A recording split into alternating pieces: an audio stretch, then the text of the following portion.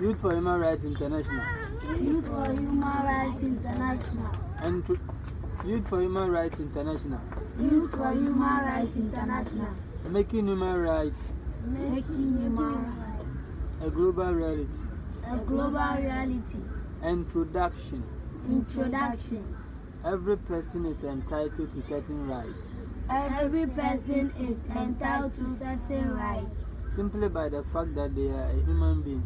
simply by the fact that they are a human being. They are right because they are things you are allowed to be.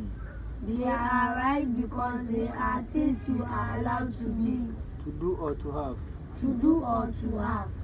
These rights are there for your protection These rights are there for your protection against people who might want to harm or hurt you. against people who might want to harm or hurt you. They are also there to help us They are also there to help us get along with each other get along with each other and live in peace. and live in peace. There are 30 human rights There are 30 human rights and they are contained in a document and they are contained in a document called the Universal called the Universal Declaration of Human Rights, Declaration of Human Rights, which was created in 1948 which was created in 1948 by the United Nations. by the United Nations. The United Nations came into being The United Nations came into being in 1945, in 1945, shortly after the end of World War II.